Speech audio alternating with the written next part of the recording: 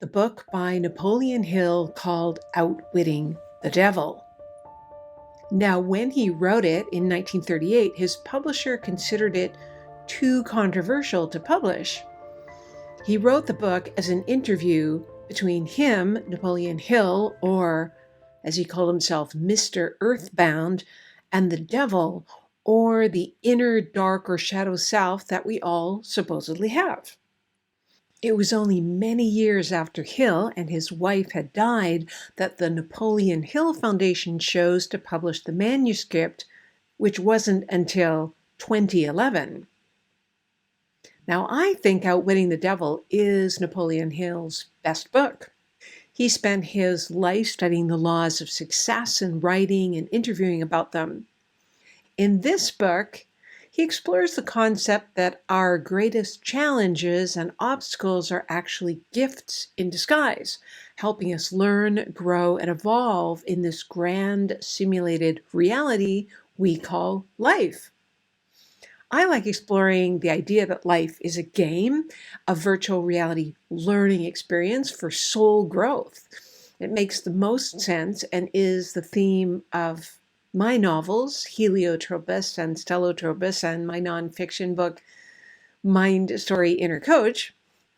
So one premise to consider is that we signed up for this earthly game of high polarity, of good and evil, light and shadow, and chose to forget that we did that. Otherwise, if you know it's just a game, you might not truly learn your lessons.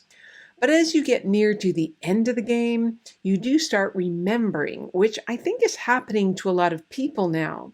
You can see it happening. There's lots of external things going on that seem clearly designed to wake people up to the idea that they've just been in a simulated reality this whole time. So imagine if you could tap into the wisdom of your shadow self, the side of you that Napoleon Hill labeled as the devil.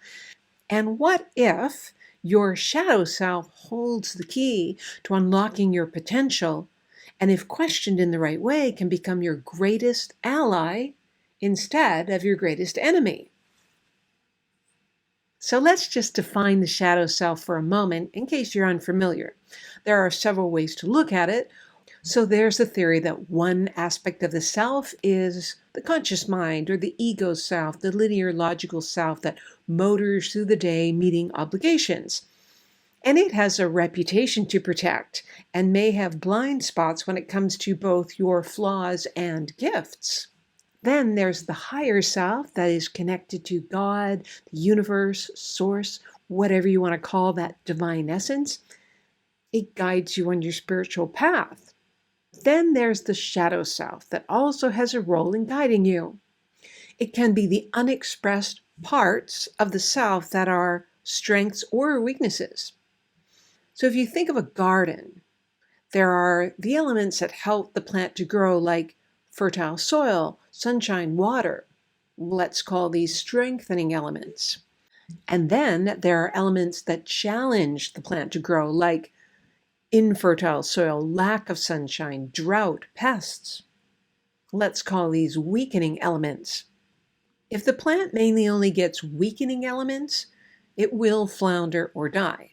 But paradoxically, if the plant mainly only gets strengthening elements, it will also flounder or die because it doesn't have anything to challenge inner strength.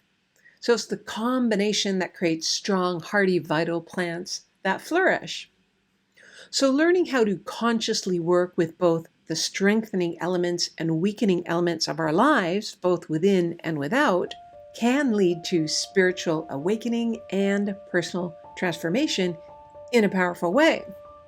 Now, most people are ignorant of or invalidate this secret to personal and spiritual transformation, but it can literally save your life.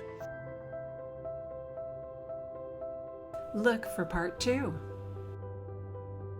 So do subscribe and hit notifications if you'd like to be kept informed of more episodes like this.